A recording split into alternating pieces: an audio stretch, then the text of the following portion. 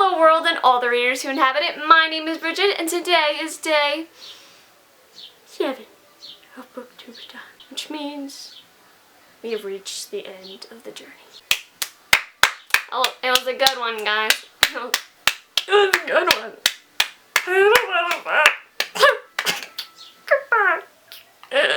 But in all seriousness, I really did have a lot of fun throughout the week, and it was really awesome getting out of my long hiatus from BookTube and finally turning on my camera and just chatting with you guys. It's been really rejuvenating and motivating, and I really hope that in the upcoming weeks I will still continue to post videos because I really do love being a part of this community and connecting with you guys, but I'm just such a lazy fuck. So if you guys like me, maybe leave a comment down below and be like, Bridget, continue to post videos, or may Umbridge kidnap you in your sleep and put a bunch of cats on you to trigger your allergies until you die. That'd be a terrible death. Anyway, day 7 of BOOKTUBEATHON. The challenge for today is to tell a story about a certain book or a memory that you have revolving around reading, that sort of thing. And, well, I guess I'm going to tell you guys about how I became a reader. I've actually told this story before in my first ever video here. It's called Hello BookTube, but you know, I guess I could go into more detail about my journey into becoming a reader, because I certainly was not always a reader. No, it took me a long time to figure out that I liked reading. Alright, so let's start at the beginning. When I was a child, I didn't feel much for books. Of course, there were some books that had significance to me. For example, The Runaway Bunny, which is basically a children's book about a little bunny that keeps running away, and the mom's just like, I'm gonna get you. And me and my mom would read it every single night. It definitely started building the foundations of our relationship. My mom always saying, it's like, no matter where you are, I'll always find you, I would die for you. It's just, in that way, that book was very important to me. And still is. And there's also Charlotte's Web, which my Aunt Nini gave to me when I was a wee little tech. It was probably one of the first books I've ever gotten, and it was so nice because when she gave it to me, in the front cover she wrote a really nice sentimental message, basically saying that my mother used to read this to me when I was a child, therefore I hope that you will grow as much of a love for the story as I did. I have that book somewhere, but I don't know where it is. But aside from like those select few books, I never really had any liking towards reading. Mainly because as a child, I feel like reading can be very much forced upon you. At least it was very much forced upon me. Or that's what it felt like when I was a kid. You know, you'd go to elementary school and all of a sudden all your teachers are like, you gotta read, and grading is important, it's gonna enhance your intelligence and all that jazz. And you would be getting all these books that are required reading. It's just, in general, if you have someone just give a book to you and you're just like, okay, read it. You gotta read it by this date, and then you're gonna have to write an essay and do tests on it. It's just like, but I don't want to do all that stuff. I want to read this book at my own leisurely pace, and I also don't want to have to do all that stuff after it.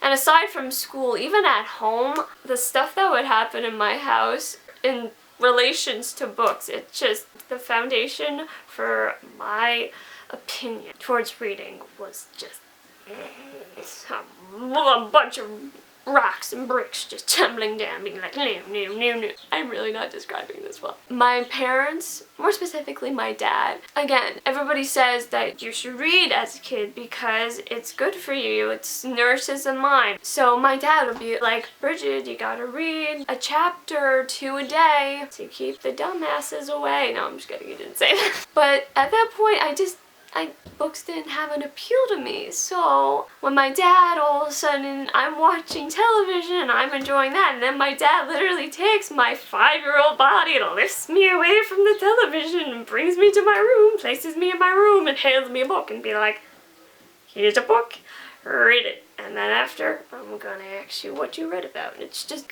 but I wanted to watch SpongeBob. Mom! And there were times that I literally was so infuriated that my dad dragged me away from the television. I would just be banging on the door, literally crying, being like, I don't want to read. It was traumatic for me, I guess, at that point. It's just, reading had a very negative connotation in my brain. So after I left elementary school and went to middle school, my parents sort of gave up and it's not a priority anymore. So I didn't read for a while. Plus, I also had a different sort of passion and a different path I was going down at that point. So reading wasn't a part of my life at that point. I used to sing in the choir. I was also involved in NYSSMA. I don't know if you know it that is, but basically it's a sort of competition. One day, after a bunch of training and practicing, you would go to some school and you put in a room in front of a judge and they would judge you based on your skills for whatever instrument that you're playing, from your vocals to band instruments or orchestra instruments and all that shebang. Initially, I really loved singing. I loved singing since I was a child. I would sing in the house really loud. I would sing at hospitals, apparently, my mom told me. I did participate in competitions such as Relay Idol and talent shows. Singing was the center of my universe for a very long time. But then at some point I just realized that even though I love singing, there was this revelation that even though I loved singing and I was passionate about it, I wasn't as good as others. And it also started becoming a chore. It wasn't me just singing for fun anymore. I was doing it because it's like, oh, you have this beautiful voice, so you should, enter in competitions and do NYSSMA. And it was like, singing wasn't something I wanted to do career-wise, I guess you could say, but that seemed where I was going with that. In the long run, I wasn't interested in singing as a vocation. I just wanted it to be something that I did for fun. I didn't want to have to be good all the time. It's like, who wants to sing good all the time? I love screeching. I love making my voice sound like I'm getting ran over by a bus. But I couldn't do that. Like I said, singing became something that wasn't purely fun anymore. So around the end of middle school, I started giving up singing. I still did choir and stuff like that, but for that period of time, singing was no longer a passion of mine. It's actually something I wanted to stray away from, distance myself from. So all of a sudden, I didn't have a passion anymore. I really didn't have something that I wanted to do in my free time all the time.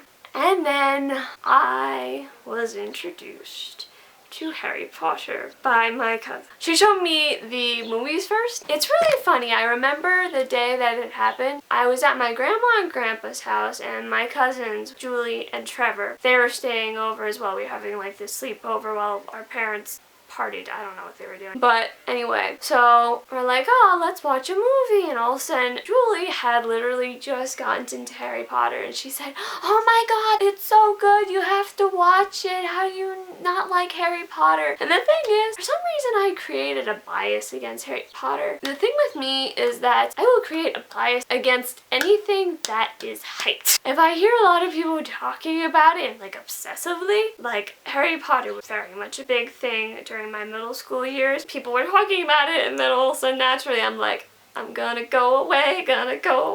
So that night at my grandma and grandpa's, my cousin said, no, you are going to watch Harry Potter and you're going to love it. I promise you. And then I'm like, okay, fine. But the thing is, we didn't even start with the first movie. She showed me the second movie. But as I watched it, I was just so enraptured and captivated. I'm like, why did I think this was stupid? And the second movie isn't even that good. But at the time, first being introduced to Harry Potter, and of course my cousin, when I had all these questions, she was filling me in on what happened during Sorcerer's Stone, but I felt something in my heart. This is amazing. I could get into this. It didn't trigger my love right away for Harry Potter. It took me a few months, but at some point I wound up watching the first movie when they used to play the Harry Potter movies on Disney Channel during Halloween. Hello, Disney. Why'd you stop doing that? Harry Potter is brilliant. I know that the franchise ended, but that's no excuse. You need to show your audience good material. So I watched the first movie. I loved it even more than the second. Soon after, I went to Target. I bought the DVD. I must have watched that 1,000 times, just that one movie. So, obviously, after that happened, I continued with the craze of Harry Potter, watched all the movies. So I finally caught up with Harry Potter by the time that The Half-Blood Prince was released into theaters. And then, I was already spoiled as to the ending of that movie. Spoiler alert, Dumbledore dies, and I didn't want to see that. Honestly, it was the most stupidest excuses of my life. It's like, I don't want to see Dumbledore die, so I'm not gonna watch it in the movie theater. But it's like, but,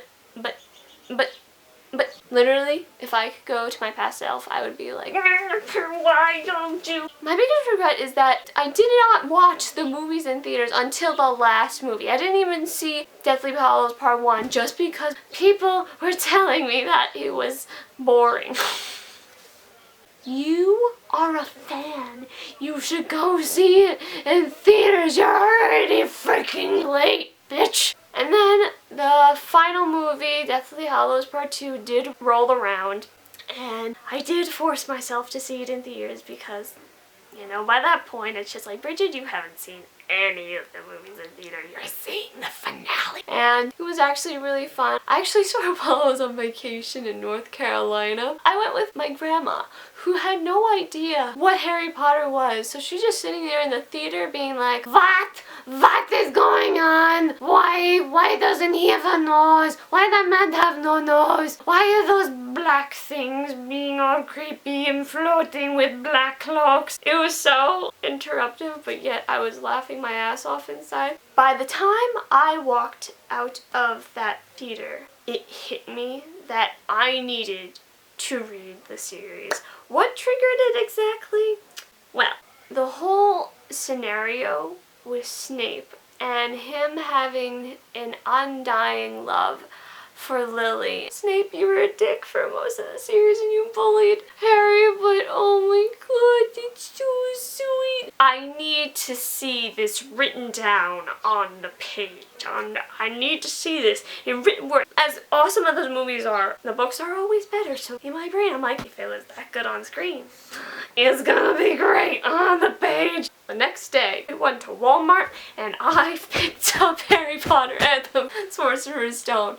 And I literally went through that series like rapid fire. I was engulfing it, swallowing it down, letting it fill my veins and make me chills and give me feels and blah, blah, blah, blah. That series gave me a love for reading because it showed me not only how good literature can be, but just how wonderful of an escape that it can be, and all the lessons, and just growing attached to all these wonderful characters. It sparked my need to find even more stories. After I finished the Deathly Hallows, honestly, if you've read the Harry Potter series, you can't just stop reading. No, I felt like after I finished Harry Potter, I'm just like, I need to find another series that is just as good. I need just a taste for need for good storytelling. And because of Harry Potter sparking this need, initiating this desperate desire to find more fabulous stories, I found BookTube. I went on YouTube and I was looking up book reviews. I found Poland Bananas Books, who, girl, you are my savior. Thank you for introducing me to Cassandra Clare. And then I found Kat, and I found Jessie, and I found all these other people that all of them read Harry Potter, and all of a sudden it's like, well, if they thought Harry Potter was amazing, I should take their recommendation for these other books that they claim are wonderful. And I did, and it was probably one of the best things, one of the best journeys. I'm so thankful to Harry Potter for finally knocking this grudge I had against reading out of the way and making me want to read more, because now I've lived 1,000 different lives. I've traveled to 1,000 different worlds. I have a better understanding of other people because you're in all these other people's minds, and now it's like I'm not just stuck in my mind. I've read Harry Potter's mind, I've read Clary Frey's mind, I've read Tris Pryor's mind, I've read Percy Jackson's mind. You go into all of these people's perspectives and brains and see their view of the world, and so all of a sudden you feel enlightened. I am eternally grateful to Harry Potter for giving me a new passion and also making me aspire to someday write my own story, help other people as Harry Potter has helped me. Well, I hope you liked my story, even though it was much longer than it probably had to be. If you guys want to link your storytime videos down in the comments, I'd love to check your stories out because we're all readers and we all have our own important stories.